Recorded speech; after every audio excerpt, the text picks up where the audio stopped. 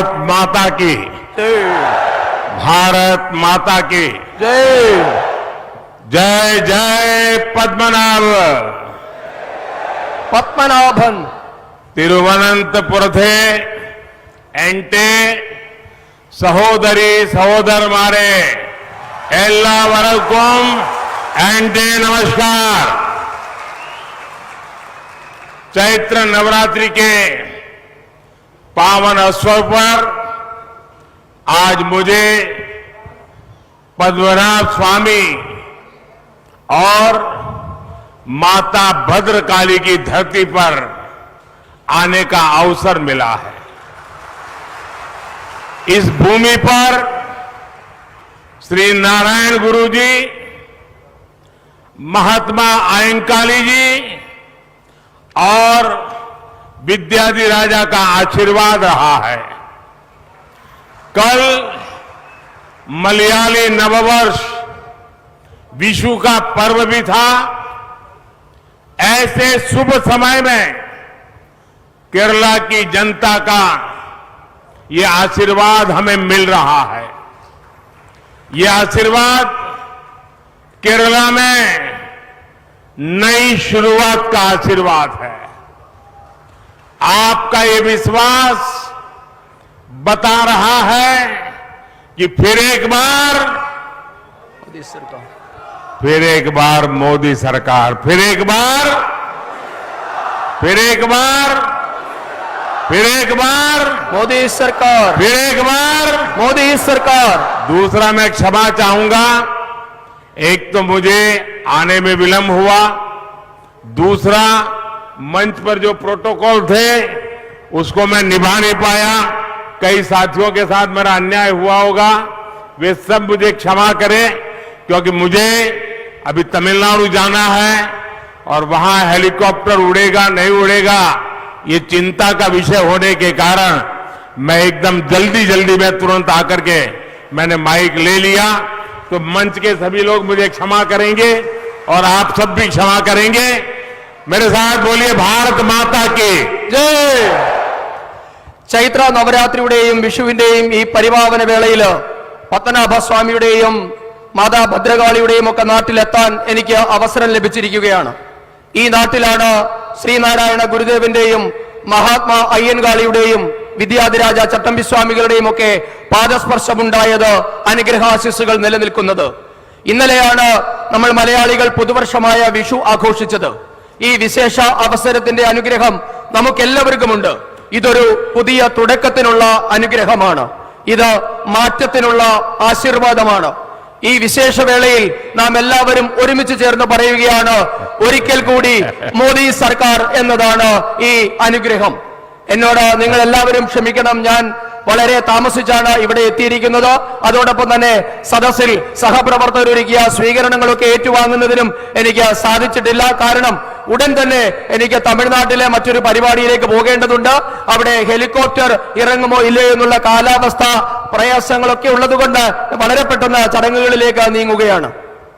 साथियों, इस शुभ माहौल में कल दिल्ली में बीजेपी ने अपना संकल्प पत्र जारी किया है। बीजेपी का संकल्प पत्र यानी मोदी युड़े गारंटी। मोदी युड़े गारंटी नेक्स्ट 5 इयर्स में Bharat world third largest economy बनेगा। मोदी युड़े guarantee Bharat world class infrastructure का सेंटर बनेगा।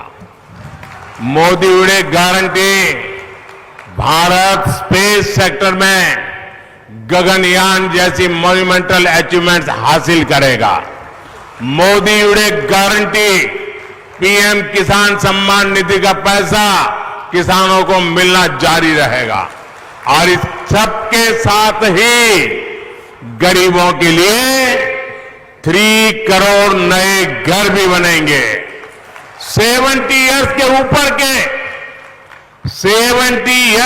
ऊपर के हर सिटीजन को फ्री पेमेंट की सुविधा मिलेगी और 10 करोड़ बहनों के सेल्फ हेल्प ग्रुप को हम आईटी, हेल्थ, टूरिज्म, रिटेल और ऐसे अन्य सेक्टर्स की ट्रेनिंग देंगे। यानी बीजेपी के डेवलपमेंट विजन में केरला के हर वर्ग, हर समाज के लिए एक व्यापक रोड मैप मौजूद है। പ്രിയപ്പെട്ടവരെ, ഈ ശുഭസമയത്താണ് ഇന്നലെ ദില്ലിയിൽ ഭാരതീയ ജനതാ പാർട്ടി വികസന പത്രിക അഥവാ നമ്മുടെ പ്രകടന പത്രിക പുറത്തിറക്കിയത്. ബിജെപിയുടെ പ്രതിജ്ഞാപത്രം എന്നാൽ മോദിയുടെ ഗ്യാരണ്ടി എന്നാണ് അർത്ഥം. ഭാരതത്തെ അടുത്ത 5 വർഷത്തിനുള്ളിൽ ലോകത്തിലെ ഏറ്റവും ശക്തമായ മൂന്നാമത്തെ സാമ്പത്തിക ശക്തി ആക്കും എന്നാണ് മോദിയുടെ ഗ്യാരണ്ടി. ഭാരതം അന്താരാഷ്ട്ര നിലവാരമുള്ള അടിസ്ഥാന സൗകര്യമുള്ള നാടായി മാറുമെന്നാണ് മോദിയുടെ ഗ്യാരണ്ടി. മനുഷ്യനെ ബഹിരാകാശത്തെത്തിക്കുന്ന ഗഗൻയാൻ പോലെയുള്ള ഐതിഹാസികമായ നേട്ടങ്ങൾ കരസ്ഥമാക്കും എന്നാണ് മോദിയുടെ ഗ്യാരണ്ടി. പ്രധാനമന്ത്രി കിസാൻ സമ്മാൻ നിധി മുഖാന്തരം കർഷകർക്കുള്ള ധനസഹായം തുടരുമെന്നാണ് മോദിയുടെ ഗ്യാരണ്ടി. ഇതിനോടൊപ്പം രാജ്യത്തെ പാവപ്പെട്ടവർക്ക് 3 കോടി പുതിയ വീടുകൾ നിർമ്മിച്ചു നൽകും എന്നാണ് മോദിയുടെ ഗ്യാരണ്ടി. 70 വയസ്സ് കഴിഞ്ഞ രാജ്യത്തെ എല്ലാ പൗരന്മാർക്കും സൗജന്യ ചികിത്സ ഉറപ്പാക്കും എന്നാണ് മോദിയുടെ ഗ്യാരണ്ടി. രാജ്യത്തെ 10 കോടി സഹോദരിമാർക്ക് സ്വയം സഹായ സംഘങ്ങൾ വഴി ഇൻഫർമേഷൻ ടെക്നോളജി, ആരോഗ്യം, വിനോദസഞ്ചാരം, ചെറുകിട വ്യാപാരം തുടങ്ങിയ നിരവധി മേഖലകളിൽ പരിശീലനം നൽകുമെന്നാണ് മോദിയുടെ guarantee.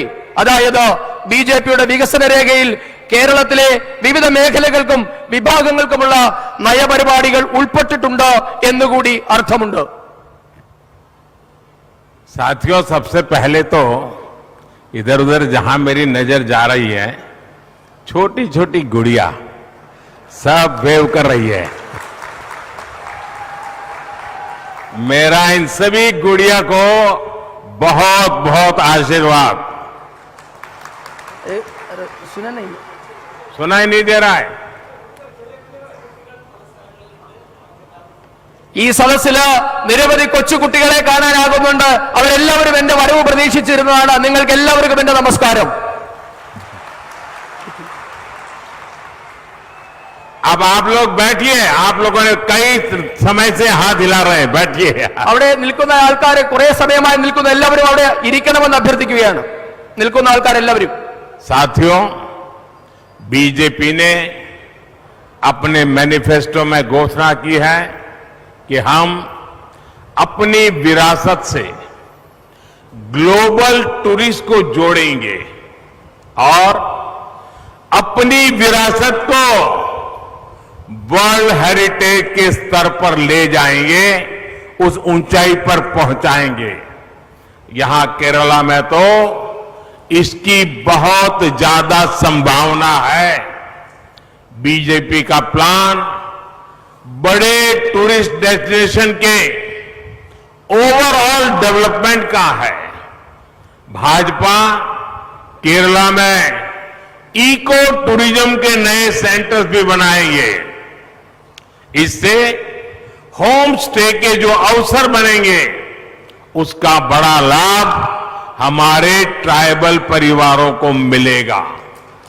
BJP government home stay के लिए महिलाओं को फाइनेंशियल हेल्प भी देगी. നമ്മുടെ മഹത്തായ പൈതൃകം ലോകം മുഴുവൻ അറിയപ്പെടണമെന്നാണ് ഭാരതീയ ജനതാ പാർട്ടി ആഗ്രഹിക്കുന്നത്. ലോക ടൂറിസവുമായി നമ്മുടെ പൈതൃകത്തെ ബന്ധിപ്പിച്ച് ആഗോള ശ്രദ്ധയിലേക്ക് നമ്മുടെ പാരമ്പര്യത്തെ എത്തിക്കുമെന്ന് ബിജെപി ഉറപ്പു നൽകുകയാണ്. ഇതിലേക്ക് നമ്മുടെ കേരളത്തിനും വലിയ സംഭാവനകൾ നൽകാൻ കഴിയുന്നു. നമ്മുടെ വിനോദസഞ്ചാര കേന്ദ്രങ്ങളുടെ സമഗ്ര വികസനമാണ് ഭാരതീയ ജനതാ പാർട്ടിയുടെ ലക്ഷ്യം. ഭാരതീയ ജനതാ പാർട്ടി കേരളത്തിൽ പാരിസ്ഥിതിക സൗഹൃദ ടൂറിസം കേന്ദ്രങ്ങൾ വികസിപ്പിക്കും. ഇതിൽ ഹോം സ്റ്റേകൾക്ക് വലിയ പ്രാധാന്യമുണ്ടാവും. ഇത് നമ്മുടെ വനവാസി കുടുംബങ്ങൾക്ക് ഏറെ പ്രയോജനപ്പെടുന്നതാണ് എന്ന് നിങ്ങൾക്കറിയാം. അടുത്ത ഭാരതീയ ജനതാ പാർട്ടിയുടെ സർക്കാർ ഹോം സ്റ്റേകൾ തുടങ്ങാൻ നമ്മുടെ വനിതകൾക്ക് സാമ്പത്തികമായ സഹായം നൽകുന്നതാണ്. साथियों, बीजेपी ने अपने मैनिफेस्टो में संकल्प लिया है, हम कोस्टलाइन प्रोटेक्शन के लिए काम करेंगे. ये केरला के मेरे फिशरमैन साथियों को बहुत फायदा पहुंचाएगा। इनकी आजीविका को जो एलडीएफ, यूडीएफ ने पिछले वर्षों में बर्बाद किया है, उसे हम बचाने का भरपूर प्रयास करेंगे। हम फिशरीज के प्रोडक्शन और प्रोसेसिंग के लिए नए क्लस्टर्स बनाएंगे। हम केरला के फिशरमैन परिवारों की क्वालिटी ऑफ लाइफ सुधारेंगे, उनकी डिग्निटी बढ़ाने के लिए काम करेंगे। രാജ്യത്തിന്റെ തീരപ്രദേശങ്ങളുടെ സുരക്ഷ ഉറപ്പുവരുത്തുന്നതാണ് ബിജെപിയുടെ പ്രകടന പത്രിക. ഇത് കേരളത്തിലെ മത്സ്യത്തൊഴിലാളി സഹോദരങ്ങൾക്ക് ഏറെ പ്രയോജനം ചെയ്യുന്ന കാര്യമാണ്. നമ്മുടെ മത്സ്യത്തൊഴിലാളി സഹോദരങ്ങളുടെ ജീവിതം ഇടതു വലതു മുന്നണികളുടെ ഭരണം തകർത്ത് തരിപ്പണമാക്കി. അവരുടെ ജീവിതം ബിജെപി വീണ്ടെടുക്കും, അവരെ രക്ഷിക്കുമെന്ന് ഉറപ്പു നൽകുകയാണ്. കേരളത്തിലെ മത്സ്യത്തൊഴിലാളി സഹോദരങ്ങളുടെ ജീവിത നിലവാരം ഉയർത്താൻ ഭാരതീയ ജനതാ പാർട്ടി പ്രതിജ്ഞാബദ്ധമാണ്. ഒപ്പം അവരുടെ അന്തസ്സും ആത്മാഭിമാനവും സംരക്ഷിക്കാനുള്ള നടപടികളും ബിജെപി സ്വീകരിക്കും. साथियों, तेजी से आगे बढ़ता हुआ भारत मॉडर्न इंफ्रास्ट्रक्चर पर लाखों करोड़ रुपए इन्वेस्ट कर रहा है। अगले कुछ वर्षों में आप भारतीय रेल का कायाकल्प होते देखेंगे। वंदे भारत ट्रेनों के 3 स्वरूप, Vande Bharat sleeper, Vande Bharat chair car और वंदे भारत मेट्रो, तीनों ही भविष्य में भारत की शान बढ़ाएंगे। अब बीजेपी ने अपने मैनिफेस्टो में एक और बड़ी घोषणा की है। आप जानते हैं, भारत के पश्चिम में अहमदाबाद मुंबई के बीच बुलेट ट्रेन का काम चल रहा है। वो आने वाले कुछ समय में पूरा भी होगा, बुलेट ट्रेन दौड़ना भी शुरू करेगी। लेकिन उसमें से जो हमने सीखा है, समझे हैं, उसके आधार पर उत्तर में, भारत के उत्तर में, भारत के पूरब में और भारत के साउथ में भी बुलेट ट्रेन चलाई जाएगी। एनडीए सरकार के तीसरे कार्यकाल में बहुत जल्द बुलेट ट्रेन से जुड़ा सर्वे कराने का काम शुरू किया जाएगा। പ്രിയപ്പെട്ടവരെ, അടിസ്ഥാന സൗകര്യ മേഖലയിൽ ഭാരതം വൻ കുതിപ്പാണ് നടത്തിക്കൊണ്ടിരിക്കുന്നത്. ഈ മേഖലയുടെ വികസനത്തിനായി ലക്ഷക്കണക്കിന് കോടി രൂപയാണ് ഭാരതീയ ജനതാ പാർട്ടിയുടെ സർക്കാർ നിക്ഷേപിച്ചിട്ടുള്ളത്. വരാനിരിക്കുന്ന വർഷങ്ങൾ നമ്മളുടെ റെയിൽവേയുടെ പുനരുജ്ജീവനത്തിനാകും നാം സാക്ഷ്യം വഹിക്കാൻ പോവുക. നിങ്ങൾക്കറിയാം, ഇപ്പോൾ നമ്മുടെ നാട്ടിൽ കൂടി ഓടിക്കൊണ്ടിരിക്കുന്ന വന്ദേ ഭാരത് ട്രെയിനുകൾ അത് 3 രീതിയിലും, അതായത് സ്ലീപ്പർ ക്ലാസുകൾ, രാത്രിയിൽ കിടന്നു പോകാനുള്ള സൗകര്യത്തോടു കൂടിയുള്ള വന്ദേ ഭാരത്, പകൽ ഇരുന്നു പോകാനുള്ള ചെയർ കാർ സൗകര്യം മാത്രമുള്ള വന്ദേ ഭാരത്, അതോടൊപ്പം തന്നെ മെട്രോകളിൽ ഓടുന്ന വന്ദേ ഭാരത്, ഇങ്ങനെ 3 രീതിയിലും വന്ദേ ഭാരത് ഇനി മുതൽ സർവീസ് നടത്തുമെന്ന് ഞാൻ നിങ്ങൾക്ക് ഉറപ്പു നൽകുകയാണ്. ഇത് ഭാരതത്തിന്റെ ഭാവിയെ തന്നെ മാറ്റിമറിക്കാൻ പോകുന്ന തീരുമാനമാകും. ഇതിലും വലിയൊരു തീരുമാനം നമ്മുടെ പ്രകടന പത്രികയിൽ നാം ഉൾപ്പെടുത്തിയിട്ടുണ്ട്. അത് ബുള്ളറ്റ് ട്രെയിനിനെ സംബന്ധിച്ചാണ്. നിങ്ങൾക്കറിയാം, ഇപ്പോൾ തന്നെ ഭാരതത്തിന്റെ പടിഞ്ഞാറ് ഭാഗത്ത് അഹമ്മദാബാദിനെയും മുംബൈയെയും ബന്ധിപ്പിച്ചുകൊണ്ട് ബുള്ളറ്റ് ട്രെയിനിന്റെ പണി നടക്കുകയാണ്. അത് ഉടൻ തന്നെ കമ്മീഷൻ ചെയ്യാനാകുമെന്നാണ് പ്രതീക്ഷിക്കുന്നത്. എന്തായാലും നമ്മുടെ ദക്ഷിണേന്ത്യയെയും ഉത്തരേന്ത്യയെയും കിഴക്കൻ ഇന്ത്യയെയും പടിഞ്ഞാറ് ഇന്ത്യയും എല്ലാം ബന്ധിപ്പിച്ചുകൊണ്ട് ബുള്ളറ്റ് ട്രെയിനുകൾ തുടങ്ങുമെന്ന് ഞാൻ ഇതാ പ്രഖ്യാപിക്കുകയാണ്. അതിനുള്ള സർവേ നടപടികൾ ഉടൻ തന്നെ അടുത്ത സർക്കാർ ആരംഭിക്കുന്നതാണ്. साथियों, केरला का विकास वही पार्टी कर सकती है जिसकी अपनी विश्वसनीयता हो, जिसकी अपनी क्रेडिबिलिटी हो। आप मुझे बताइए, क्या आप कांग्रेस और एलडीएफ पर विश्वास कर सकते हैं क्या? न इनके काम की कोई क्रेडिबिलिटी है, न इनके पॉलिटिकल कैरेक्टर की कोई क्रेडिबिलिटी है। ये लोग केरला में आपस में सबसे बड़े दुश्मन की तरह लड़ते हैं, लेकिन दिल्ली में यही कांग्रेस और लेफ्ट दोस्ती बढ़ाने के लिए मीटिंग करते रहते हैं। यहां केरला में ये दोनों एक दूसरे के खिलाफ लड़ रहे हैं, लेकिन यहां से कुछ ही दूर तिरुनेलवेली में कांग्रेस और लेफ्ट एक ही अलायंस का हिस्सा है। പ്രിയപ്പെട്ടവരെ, വിശ്വസ്തതയും പറയുന്ന കാര്യങ്ങൾ ചെയ്തു കാണിക്കുന്ന പ്രസ്ഥാനങ്ങൾക്ക് മാത്രമേ കേരളത്തിന്റെ വികസനം യാഥാർത്ഥ്യമാക്കാൻ സാധിക്കൂ. ഇക്കാര്യത്തിൽ നമ്മെ ഇത്രനാളും ഭരിച്ച ഇടതു വലതു മുന്നണികളെ വിശ്വസിക്കാൻ പറ്റുമോ എന്ന് നിങ്ങൾ തന്നെ പറയണം, നിങ്ങൾ തന്നെ ചിന്തിക്കണം. ഇവരുടെ ഇടതുപക്ഷത്തെയും വലതുപക്ഷത്തിന്റെയും വാക്കിലും പ്രവൃത്തിയിലും മാത്രമല്ല, അവരുടെ നേതാക്കളുടെ സ്വഭാവത്തിലും നയങ്ങളിലും പോലും വിശ്വാസ്യതയില്ല എന്ന് നമുക്കറിയുന്നതാണ്.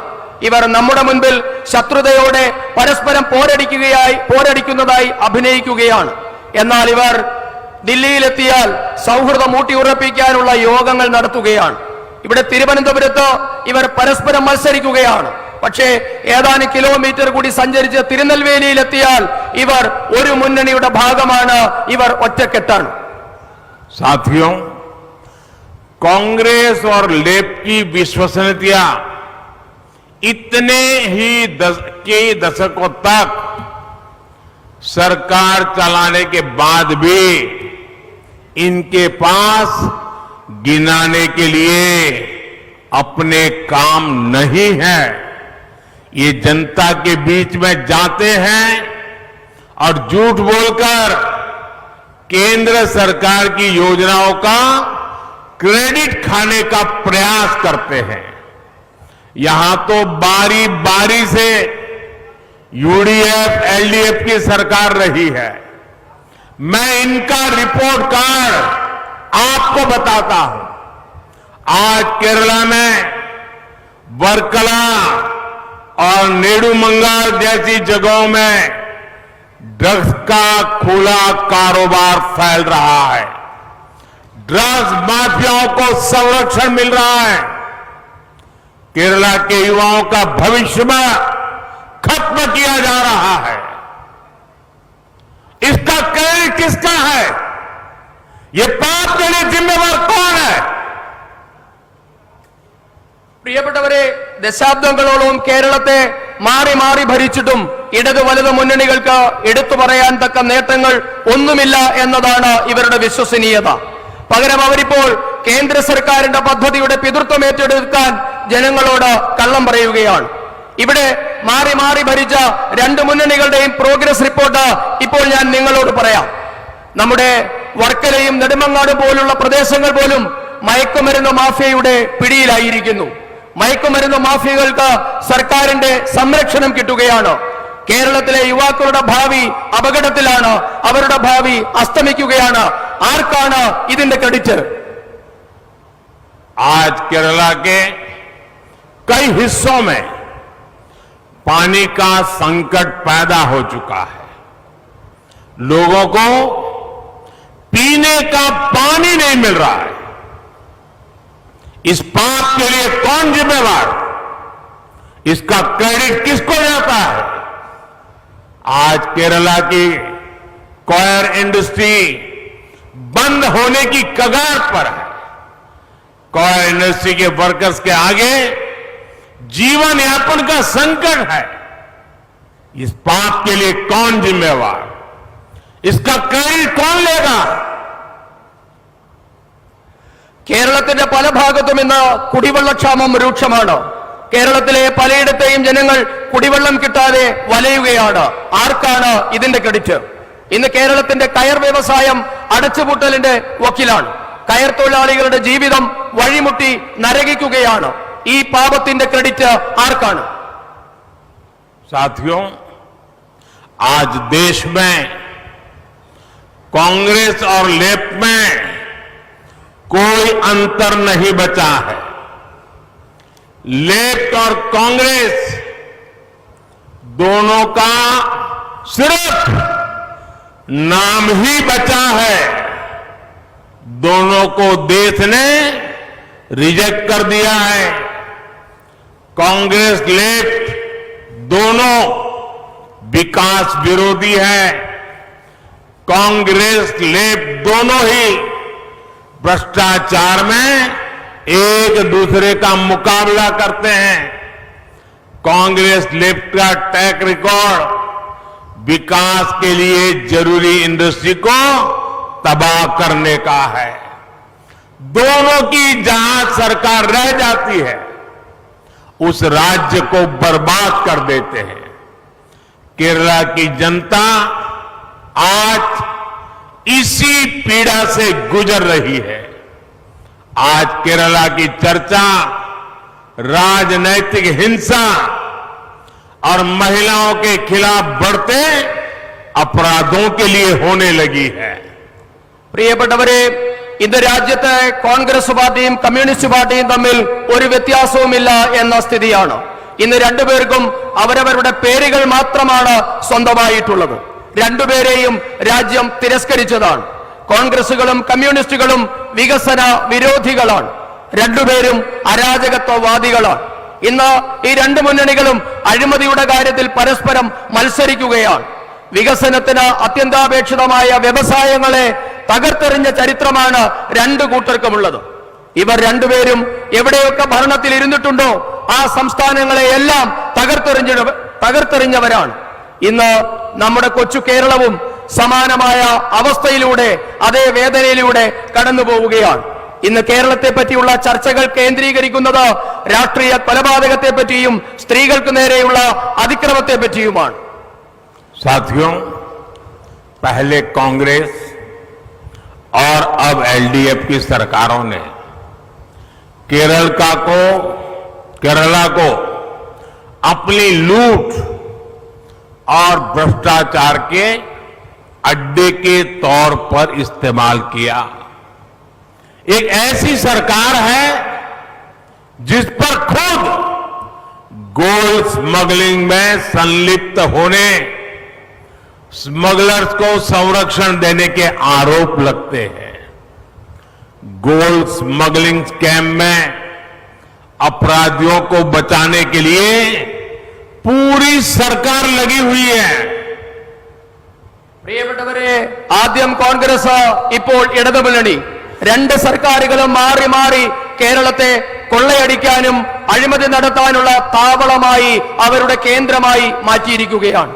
ഇന്ന് കേരളം ഭരിക്കുന്ന സർക്കാർ ദിവസവും സ്വർണ്ണക്കടത്ത് നടത്തുന്നവരെ സംരക്ഷിക്കുന്നു എന്ന ആരോപണം നേരിടുന്ന സർക്കാരാണ്. സ്വർണ്ണക്കടത്തുകാരെ, അതിൽ കുറ്റം ചെയ്തവരെ സംരക്ഷിക്കാൻ മുഴുവൻ സർക്കാർ സംവിധാനങ്ങളും ഇവിടെ ദുരുപയോഗപ്പെടുത്തുകയാണ്. साथियों, केरला में गरीबों, मजदूरों, महिलाओं, गल्फ से लौटे लोगों के पैसे की खुलेआम लूट हो रही है। केरला में 300 से ज्यादा, मैं बहुत गंभीरता से बात बता रहा हूं, 300 से ज्यादा कोऑपरेटिव बैंक है और इनके पास केरला के गरीबों के, केरल के मध्यम वर्ग के लोगों के करीब करीब 1 लाख करोड़ रुपए जमा है। इन 300 बैंक में 1 लाख करोड़ रुपया आप लोगों का जमा है। सीपीएम के करप्शन की वजह से ये पैसा खतरे में पड़ा हुआ है। कितने ही कोऑपरेटिव बैंकों में सीपीएम के सदस्यों द्वारा गरीबों का पैसा लूट लिया गया है। പ്രിയപ്പെട്ടവരെ, ഇന്ന് കേരളത്തിലെ സാധാരണക്കാരുടെ, ദരിദ്രരായിട്ടുള്ളവരുടെ, സ്ത്രീകളുടെ ഒക്കെ പണം മോഷ്ടിക്കപ്പെടുകയാണ്. കേരളത്തിൽ ഏകദേശം 300ഓളം സഹകരണ ബാങ്കുകളിൽ കൂടി 1 ലക്ഷം കോടി രൂപയുടെ കൊള്ളയാണ് ഈ ബാങ്കുകൾ ഭരിക്കുന്ന CPM നടത്തിയിട്ടുള്ളത്. വനിതകളുടെ, കർഷകരുടെ, ദരിദ്രരുടെ ഒക്കെ നമ്മെ പോലെയുള്ള സാധാരണക്കാരുടെ 1 ലക്ഷം കോടി രൂപയാണ് CPM ഭരിക്കുന്ന ബാങ്കുകൾ കൊള്ളയടിക്കുന്നത്. CPM എത്രയൊക്കെ ബാങ്കുകൾ ഭരിക്കുന്നുണ്ടോ അവിടെയെല്ലാം കൊള്ള നടക്കുന്നു എന്നതാണ് അവസ്ഥ. इस करप्शन में CPM के नेताओं को जो रिश्वत मिली है वो भी सैकड़ों करोड़ रुपए में है. जैसे अकेले त्रिशूर में ही 80 से ज्यादा अघोषित खातों में 25 करोड़ रुपए की रिश्वत जमा है. अकेले त्रिशूर के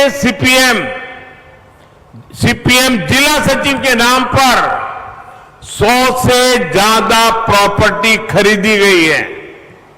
जब एक स्थान का ये हाल है तो हम बाकी केरला का अंदाज लगा सकते हैं.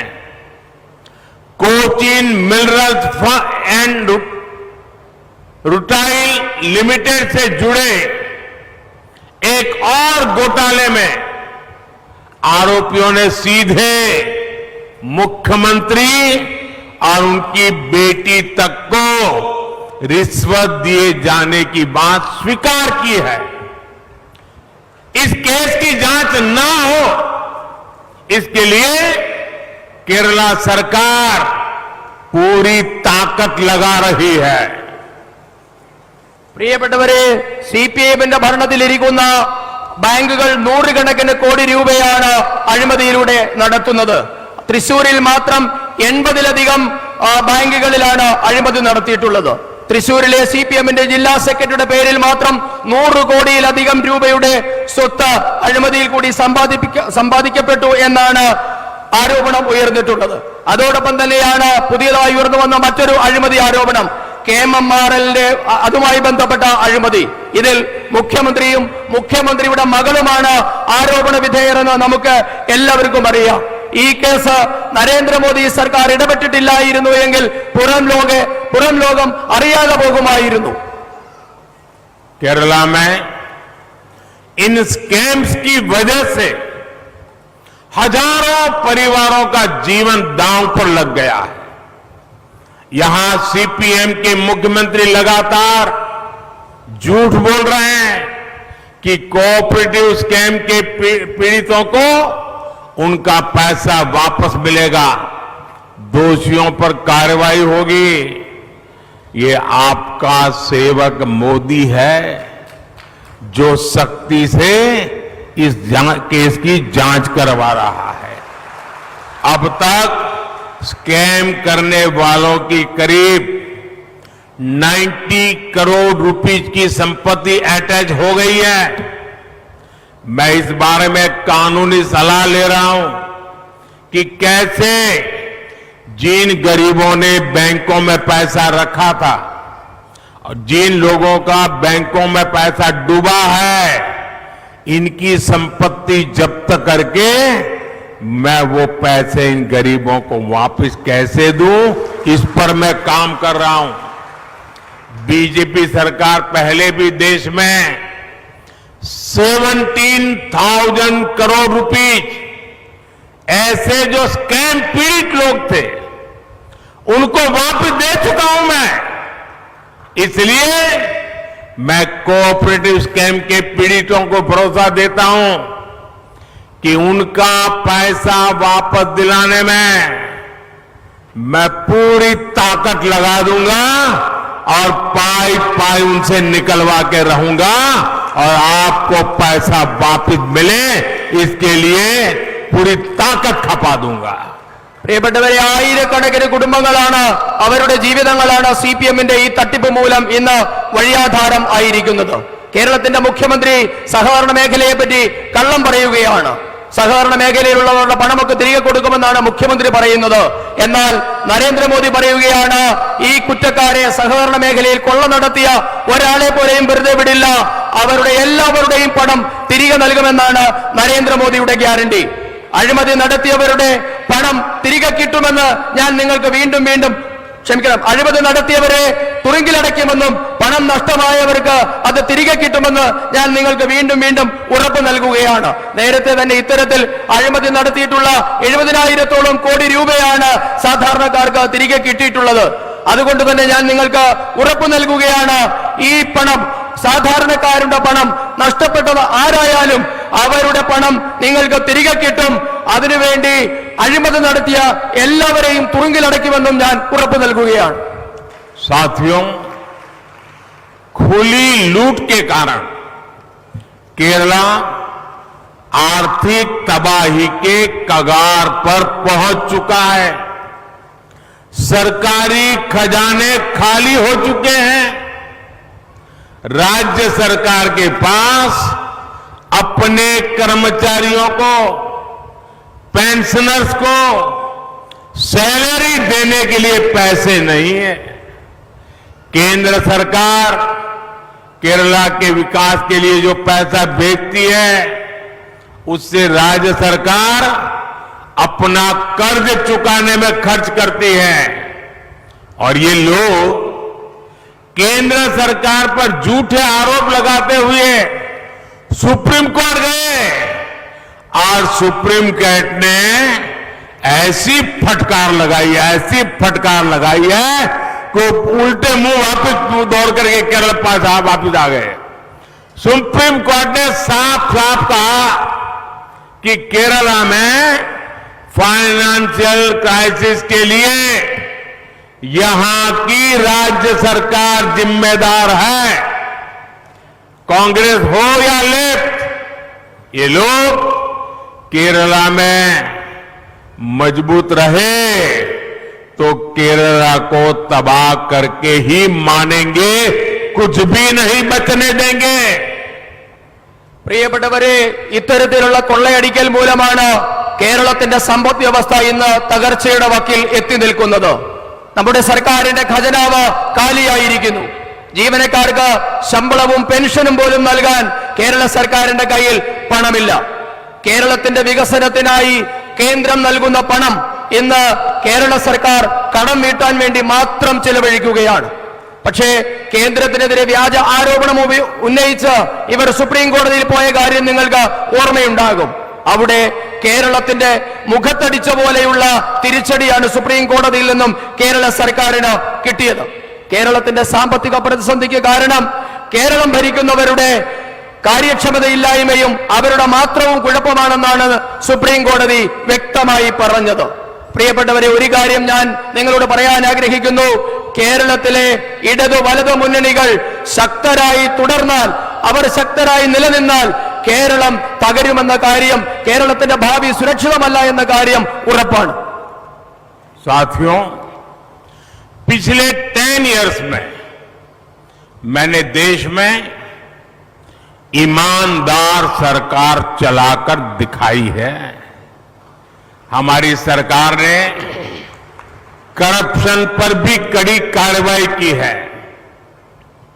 इसलिए ये करप्ट लोग मोदी को रोकने के लिए अलायंस बना रहे हैं, लेकिन मोदी इनसे डरने वाला नहीं है। 26 अप्रैल को कमल के बटन पर आपका एक वोट करप्शन के खिलाफ चल रहे इस आंदोलन को मजबूत करेगा, देश को करप्शन से मुक्ति दिलाएगा। പ്രിയപ്പെട്ടവരെ, കഴിഞ്ഞ 10 വർഷക്കാലം ഞാൻ ഈ രാജ്യത്തെ സത്യസന്ധമായി നയിച്ചു. അഴിമതി അവസാനിപ്പിക്കാൻ നിരവധി നടപടികളാണ് കേന്ദ്ര സർക്കാർ സ്വീകരിച്ചത്. അതുകൊണ്ടാണ് ഈ അഴിമതി പാർട്ടികൾ നരേന്ദ്രമോദിയെ ചെറുക്കാൻ സഖ്യമുണ്ടാക്കി മത്സരിക്കുന്നത്. എന്നാൽ ഞാൻ ഒരു കാര്യം പറയാൻ ആഗ്രഹിക്കുന്നു. ഈ അഴിമതിക്കാരെ ഭയക്കുന്ന ആളല്ല നരേന്ദ്രമോദി. ഞാൻ അഴിമതിക്കാരോട് ഒരു വിട്ടുവീഴ്ചയും ചെയ്യില്ല.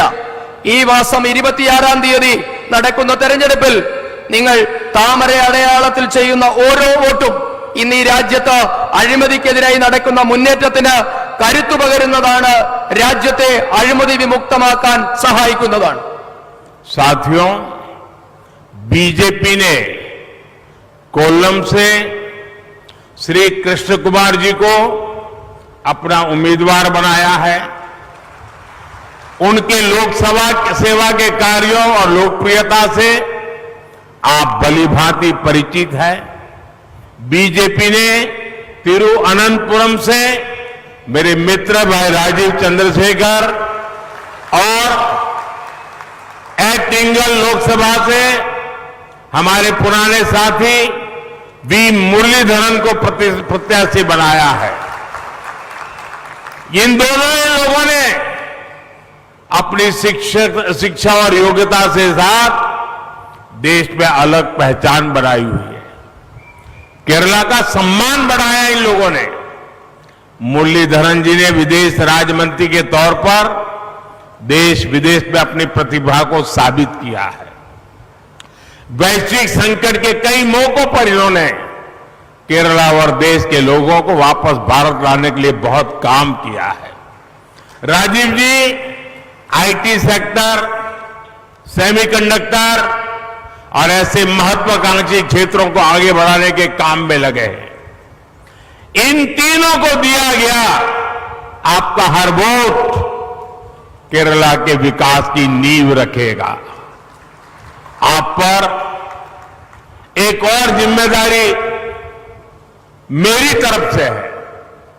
आप केरला के घर घर जाकर के मोदी जी के प्रणाम जरूर पहुंचाइए।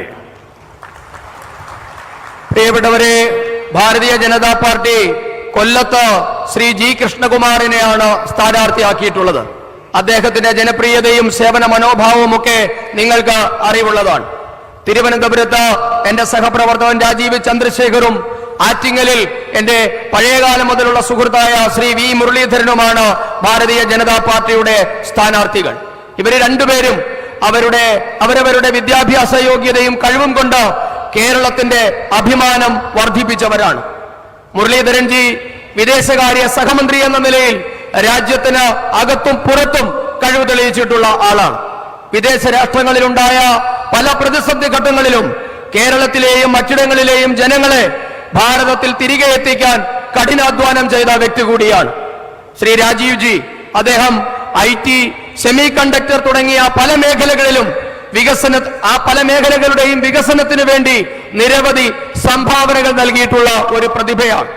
ഇവർ മൂന്നുപേർക്കും നിങ്ങൾ നൽകുന്ന ഓരോ വോട്ടും കേരളത്തിന്റെ വികസനത്തിന് മുതൽക്കൂട്ടാകുമെന്ന് ഞാൻ ഉറപ്പു നൽകുകയാണ്.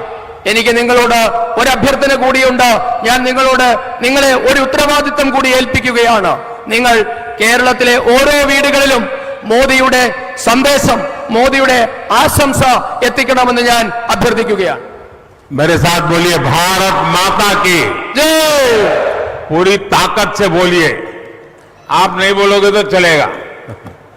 भारत माता की, भारत माता की, भारत माता की।